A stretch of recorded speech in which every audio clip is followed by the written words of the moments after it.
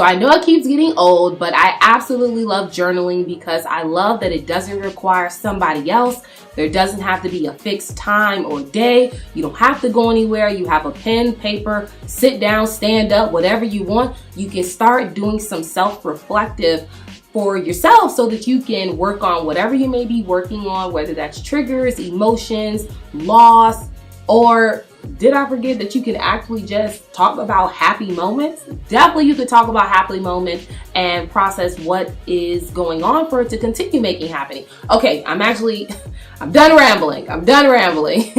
If this is your first time on this channel, then I do encourage you to hit subscribe. I make mental health videos here, and I'd love for you to come back. If you are already subscribed, then thank you so much. It means so much to me. It really does. And I hope that you keep on coming back.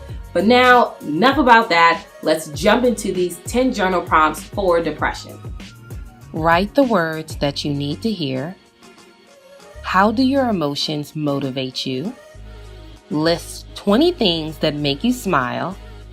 Build a list of 15 songs that can help change your mood. Write 3 positive things to do on a bad day. Write about one thing that you look forward to every day. Write about your victories this week. What positive changes have you made or experienced in the past year? What is something that you have overcome? And how would you describe your depression?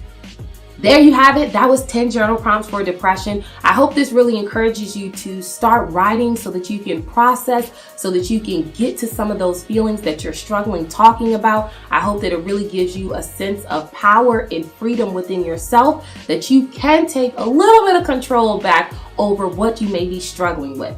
If you found this video helpful, then I do encourage you to give me the thumbs up. Don't forget to subscribe down below where you can become a subscriber.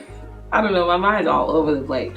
Where you can be a subscriber here on Undefined Therapy. I make mental health videos to help you create your own path toward healthiness, and I'll see you next time.